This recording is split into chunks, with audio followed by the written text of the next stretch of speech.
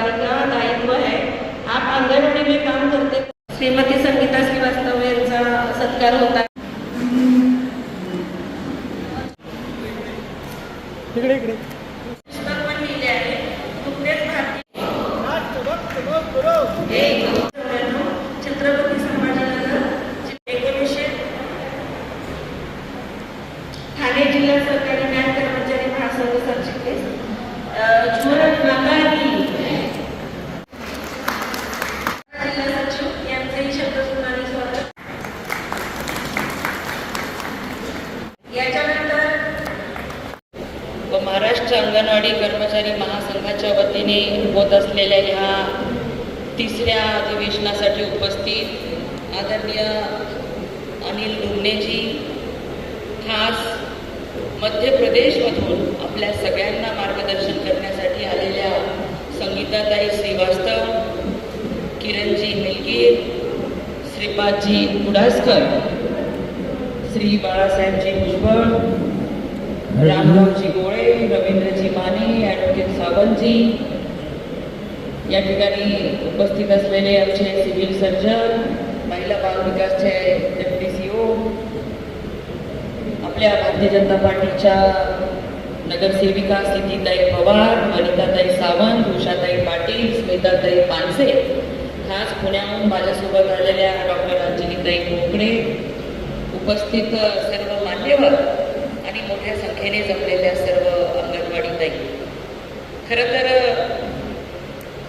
प्रास्ताविकामध्ये सांगितलं की आपुलकीने मी वेळ दिला, ऐकून घेतलं, परंतु सगळ्याच लाडक्या बहिणी किंवा आपापल्या परीने आपल्या आपल्या कार्यासाठी योगदान देणाऱ्या सगळ्या माझ्या बहिणी ह्या माझ्या कुटुंबातला घटक आहे, अशाच पद्धतीने मी विचार करत असताना त्यांच्यासाठी जे जे काही करता येईल ते करण्यासाठी नेहमीच मी तत्पर असते। आणि आज त्याच निमित्ताने आपल्या ह्या अधिवेशनासाठी मी इथं आलेली आहे। जी बैठक माझ्या दालनामध्ये झाली त्या बैठकीमध्ये आपल्या सगळ्यांच्या मागण्या ज्या आहेत त्या मागण्यांची सखोल चर्चा झाली।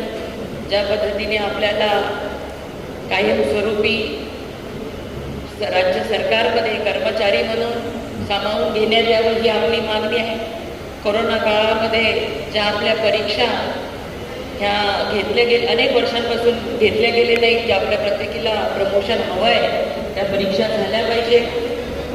अनेक आपल्याला वेळोवेळी मानधन मिळालं पाहिजे। जे अतिरिक्त कार्यक्रम आपण करता त्या अतिरिक्त कार्यक्रमाचं सुद्धा मानधन आपल्याला वेळेवर मिळत नाही याची सुद्धा जाणीव आम्हाला आहे। चांगले आधुनिक मोबाईल आपल्याला मिळाले पाहिजे, कारण प्रत्येक केंद्र सरकारचा किंवा राज्य सरकारचा उपक्रम पोषण ट्रॅकर असू दे किंवा वेगवेगळे जे काही आपले ॲप आहेत ते चांगल्या पद्धतीने आपल्या मोबाईलवर चालले पाहिजे, जेणेकरून आपल्याला वेळोवेळी त्याची नोंद करता आली पाहिजे। अनेक अंगणवाडी ताई आमच्या अशा दुर्गम भागामध्ये असतात जिथे मोबाईलचं नेटवर्क सुद्धा चांगलं नसतं। अशा अनेक समस्या असून सुद्धा आपल्या देशामध्ये, आपल्या राज्यामध्ये आपण ज्या पद्धतीने पंतप्रधान नरेंद्र मोदीजी, आदरणीय मुख्यमंत्री देवेंद्र फडणवीस साहेब पूर्णपणे विकसित भारताचं स्वप्न, पूर्णपणे विकसित महाराष्ट्राचं स्वप्न हे पाहत आहे, हे केवळ तुमच्या सर्वांच्या योगदानाने पूर्ण होणार आहे। कारण की 2047 पर्यंत पूर्णपणे विकसित भारत होणार यामध्ये कुणालाही शंका नाही। तर त्या दृष्टीने पावले हे आपले पंतप्रधान नरेंद्र मोदीजींच्या नेतृत्वामध्ये आपला देश उचलत आहे। परंतु एक सक्षम, सुदृढ, संस्कारमय अशी पिढी निर्माण करण्याचं काम तुम्हा सगळ्यांच्या हातामध्ये आहे। म्हणजे तुमच्याशिवाय शक्य नाही याची जाणीव आम्हा सगळ्यांना आहे। देवेंद्र फडणवीस साहेब नेहमी सांगतात की आपल्या अंगणवाडी ताईंचं काम फक्त ताजा सकस अन्न बनवणं, शिजवणं आणि बालकांना देणं एवढ्या पुरतंच मर्यादित नाही, तर त्यांच्याकडनं राष्ट्र निर्मितीचं काम आपल्याला करून घ्यायचं आहे आणि त्यात ते करण्यामध्ये मोठं योगदान द्यायचं आहे। कारण आज देशामध्ये माता मृत्यू, बालमृत्यू, कुपोषण मध्ये आज महाराष्ट्र हा दिवसेंदिवस प्रगती करत चालला आहे। ते आमचे सिव्हिल सर्जन आहेत तेही सांगू शकते की या देशामध्ये 90 माता मृत्यू होतात वर्षाला. आपल्या राज्यामध्ये हा पण 30 माता मृत्यू 30ची संख्या झालेली आहे. पण थोड्या टप्प्याटप्प्याने आपल्याला ही शून्यावर आणायची आहे, कारण की गरोदर माताची काळजी घेण्याचं काम सुद्धा तुम्ही सगळ्याजणी आपुलकीने करत असता.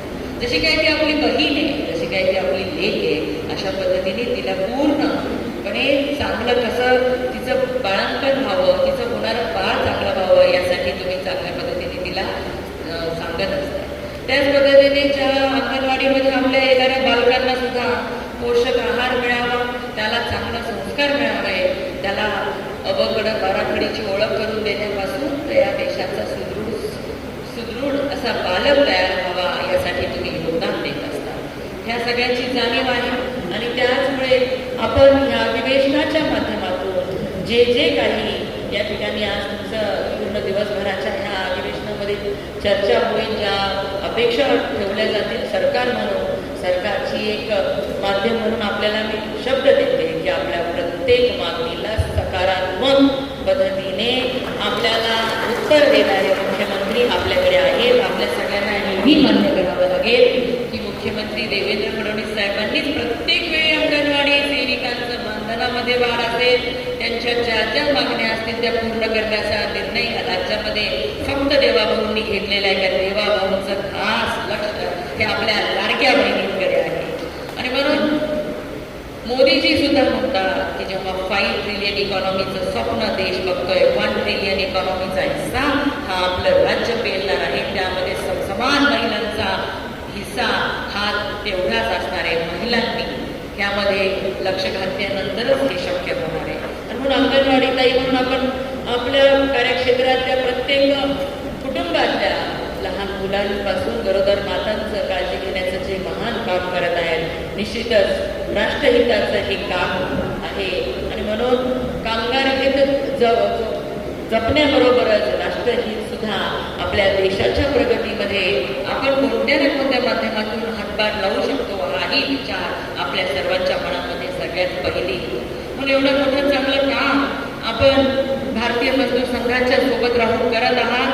आपल्या ज्या अडचणी असतील त्या सोडवण्याचा शब्द आपल्याला ह्या निमित्ताने देते आणि आपल्या सगळ्यांना विश्वास देऊ इच्छिते की आपल्या सगळ्यांना आनंदी समाधानी ठेवण्यानंतरच या राज्यातील बालक सुद्धा आनंदाने मोठे होतील ह्याची जाणीव आम्हाला. आपण निश्चित राहा. आपल्या ज्या मागण्या आहेत त्या पूर्ण करण्यासाठी मी आपल्यातलीच एक म्हणून निश्चितच मुख्यमंत्री महोदयाच्या पाठीशी लागून आपल्या सगळ्या अडचणी दूर करून घेईल हा शब्द देते आणि माझे 2 शब्द संपवते. धन्यवाद. जय हिंद, जय महाराष्ट्र.